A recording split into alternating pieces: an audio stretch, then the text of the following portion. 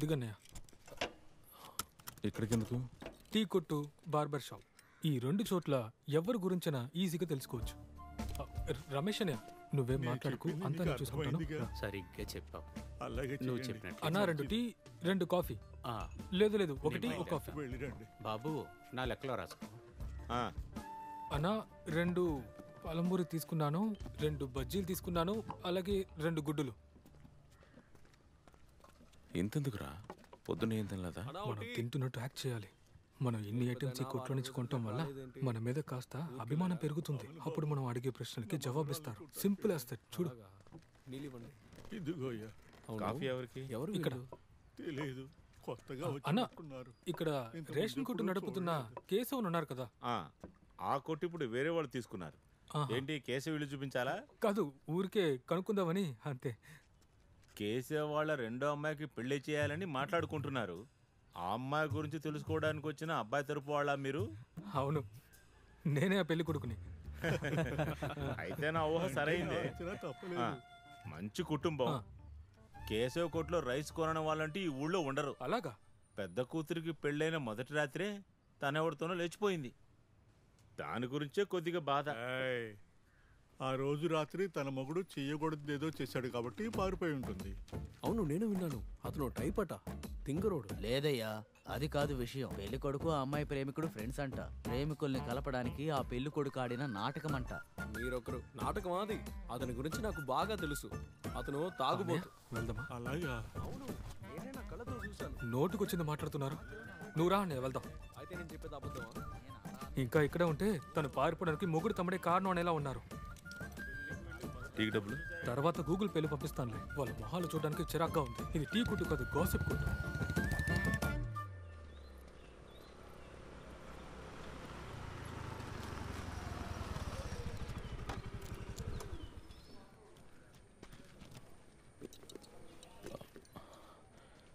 నువ్వు లోపలికి వెళ్ళు, నేను కాల్ చేసుకుని వస్తా.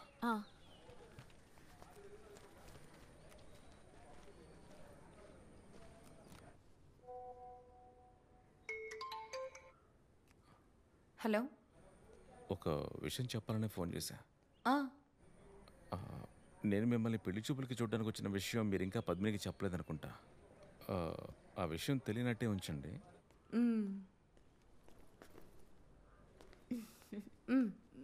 సరే, నేను పెట్టేస్తాను. కూర్చో. ఫస్ట్ టైం నా ఆఫీస్కి వస్తున్నావు కదా? అవును, పెళ్లి ఫిక్స్ అయిన తర్వాత ఇప్పుడే నిన్ను చూస్తున్నాను. నీ పెళ్ళి నాది ఇంకా చిక్కుల్లోనే ఉంది. ఆయన ఎలాంటి వారు? ఆయనకేంటి, బిజినెస్ వాళ్ళ దగ్గర ఉండే పిసినార్తనం ఆయనకే ఉంది. ఇక్కడంతా రివర్సే. ఆయన ఇప్పుడున్న వాళ్ళల్లా ఏం కాదు, కొంచెం ఓల్డ్ స్టైల్. అది మంచిదేగా. నేను అలా అనుకోవట్లేదు.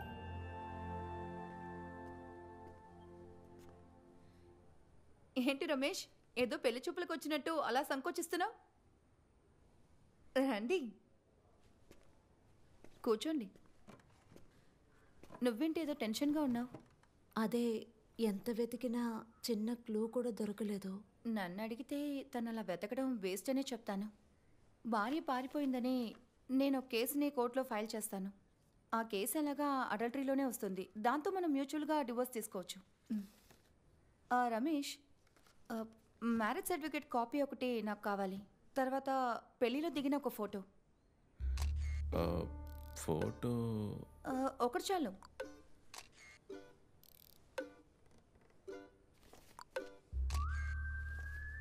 సరే, ఇక బయలుదేరదామా? మేము వెళ్ళొస్తాం. నువ్వెక్కడికి వెళ్తున్నావు? నేను మా ఊరికి వెళ్తున్నాను. ఈయన బస్ స్టాప్ వరకు వస్తారు. ఏంటి రమేష్, ఊర్లో దిగబెట్టి రావచ్చు కదా. మీకు ఛాన్స్ దొరికినా రొమాన్స్ చేయడం తెలియట్లేదు. జయన్ ఎంతో బెటర్. పేరు చెప్పగానే ఆయనే కాల్ చేస్తున్నారు. సరే, నేను వస్తాను. హలో. హలో, వాట్సాప్లో బ్లూ టిక్ వచ్చింది, మరెందుకు రిప్లై చేయలేదు? అది ఎందుకు నవ్వుతున్నావు? రిప్లై చెయ్యి.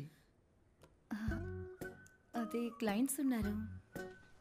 నిన్ను పెళ్లి చేసుకునే వాడికే ఇంపార్టెన్స్ ఇవ్వాలి. విఫలమైన పెళ్లికి డైవర్స్ తీసుకోవడానికి వచ్చిన వాళ్ళకి మాత్రం కాదు. నేను నీకే చెప్తున్నాను. సార్, సార్, మేకప్ రెడీయా? సరే, ఓ గంట తర్వాత ఫోన్ చేస్తాను.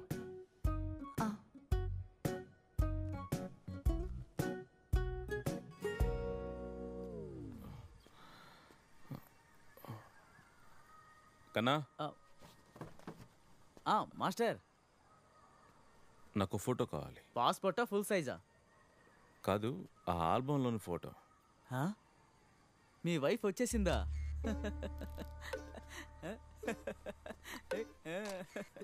నాకు ముందే తెలుసు రమేష్ మాస్టర్ మంచి మనసుకి అంతా మంచి జరుగుతుందని. ఇది వేరే విషయం కోసం. అంటే అంత ముఖ్యమా? ఆ, అయితే నాకు 10,000 కావాలి. నువ్వు 3,000 అడిగావు. ఆ రోజు నాకు అవసరమైంది, ఈ రోజు మాస్టర్ అవసరం కాబట్టి ఖచ్చితంగా నాకు 10,000 కావాలి. నాకు ఒక్క ఫోటోనే కావాలి. ఈ ఆల్బంలోంచి సింగిల్ ఫోటో ఇవ్వలేను.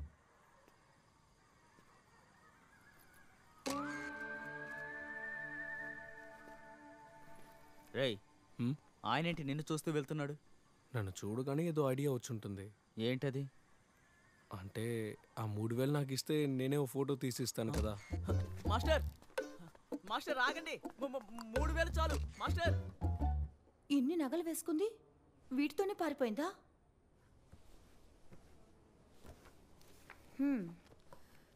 రాత్రి పారిపోవడానికి ప్లాన్ చేసుకున్నా కూడా ఫోటోలకి ఫోర్స్ బాగానే ఇచ్చింది.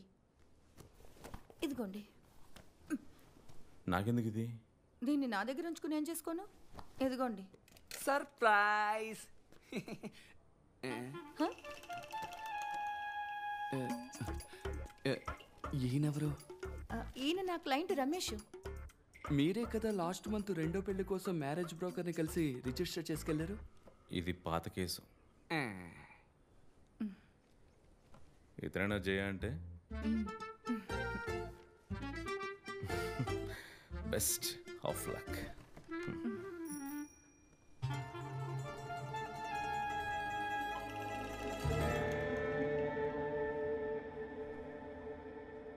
ఆయన తెలుసా?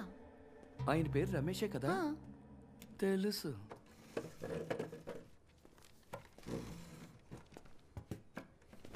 ఇతని కేసు నువ్వెందుకు తీసుకున్నావు శ్రీ?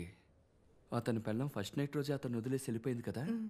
నాకు ఈ డైవర్స్ చేసే వాళ్ళని చూస్తేనే ఒళ్ళు మండిపోతుంది. భార్యాభర్తల అనుబంధం వీళ్ళకి తెలిస్తేనే కదా. దీనికంతా నువ్వు వాదించాలా? అయ్యో, ఈ కేసుకి నేను వాదించక్కర్లేదు. ఒక అఫిడవిట్ వేస్తే మొత్తం అయిపోయినట్టే, అంతే.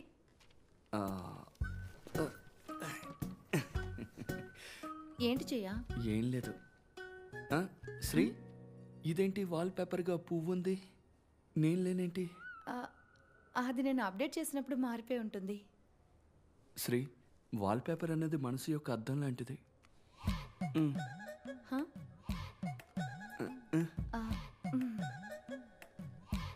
శ్రీ, ఇవ్వండి, మార్చేస్తాను.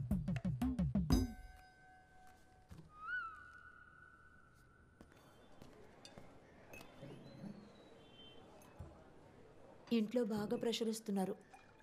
మా మామ ఏమిట్రా అంటే ఈ సంబంధం వద్దు, వేరే సంబంధం చూద్దాం అంటున్నారు. మా అమ్మ కూడా ఆయన చెప్పిన మాటే వింటుంది. ఈ డివోర్స్ ఏదో త్వరగా తీసుకోండి రమేష్, లేదంటే సమస్య పెద్దదవుతుంది. వకీల్ ఫోనే. హలో. అది నేను ఒక విషయం చెప్తామని కాల్ చేశాను. ఏంటి? నన్ను మీరు చూసుకోవడానికి వచ్చిన విషయం జయనికి తెలియనివ్వద్దు. ఎందుకని? పద్మినికి విషయం తెలియకూడదని చెప్పినప్పుడు నేను ఏమైనా మాట్లాడానా? లేదు కదా. ఆయనకి తెలియకూడదు, అంతే. సరే సరే. శ్రీదేవి ఎందుకు కాల్ చేసింది? ఏమందేంటి? అది కేసు గురించి. నాకు తెలియకూడదా?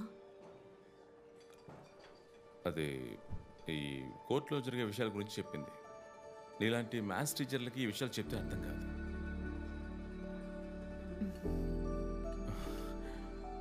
నువ్వేం టెన్షన్ పడకు, 3 రోజుల్లో అన్నీ సర్దుకుంటాయిగా.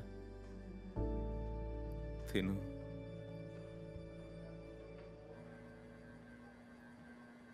శ్రీని, ఈ ఫ్యాన్ ఎందుకు ఇలా తిరుగుతుంది? తెలియదు. అయితే కొంచెం స్పీడ్ పెంచొచ్చు కదా. పెంచొచ్చు. వెళ్ళు. ఆగు. అది చదివేసి వెళ్ళు. ఇతనికి అంతా కంగారే.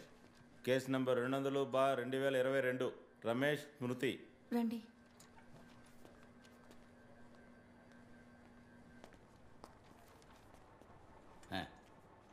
చెప్పు రమేష్. నాకు డైవర్స్ కావాలి సార్. ఎందుకు డైవర్సు? 2020 సెప్టెంబర్ 11న నా క్లయింట్ కవి కాలేజ్ లెక్చరర్ అయిన రమేష్ స్మృతిని పెళ్లి చేసుకున్నారు. పెళ్లి జరిగిన రోజు రాత్రి అంటే ఫస్ట్ నైటున లేచిపోయిందా?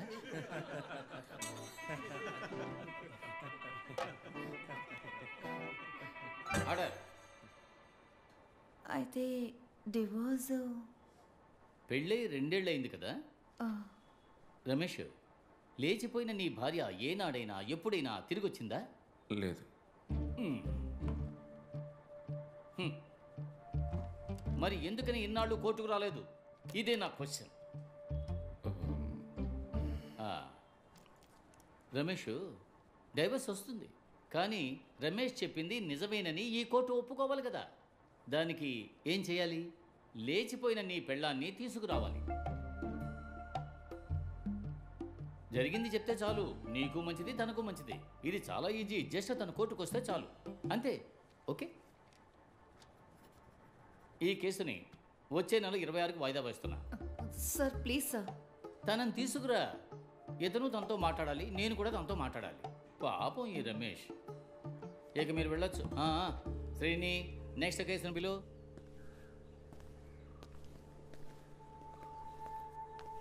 ఈ కేసు వెంటనే అయిపోతుందన్నా?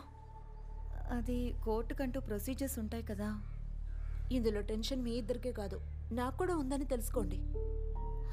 పెళ్లి కాకముందే డివోర్స్ కోసం ఫ్యామిలీ కోర్టు మెట్లెక్కి దిగడం నాకు చాలా బాధగా ఉంది. నేను కాలేజ్కి వెళ్తున్నాను. పద్మిని,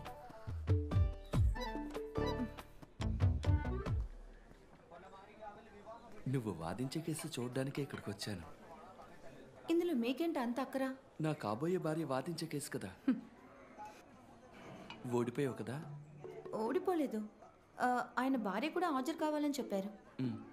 దానికి అతను వేరే వకీల్ని పెట్టుకుని వాదించుకోమను. ఏంటి? ఇక నువ్వు ఈ కేసు వాదించొద్దు. ఎందుకని? నువ్వు ఇలా కోర్టులో వాదించడం వల్ల నీకెంత వస్తుంది? వెటకారం తప్ప. నువ్వు ఇంతవరకు టేకప్ చేసిన కేసు ఏదైనా గెలిచావా? నా దగ్గర కావాల్సినంత డబ్బు ఉంది. అలాంటప్పుడు నువ్వెందుకు పని చేయాలి? నిజంగానే నీకు వర్క్ చేయాలని ఆశ ఉంటే నా ఆఫీస్కి వచ్చి కూర్చో. కరెక్టే. ఇంతవరకు నేను వాదించి ఒక్క కేసు కూడా గెలవలేదు. కానీ ఇన్నేళ్ళు ఈ ఆదాయంతోనే నేను మా అమ్మ బ్రతుకుతున్నా. రమేష్ కేసు నేను వాదిస్తాను, ఆయనకి డివోర్సు ఇప్పిస్తాను.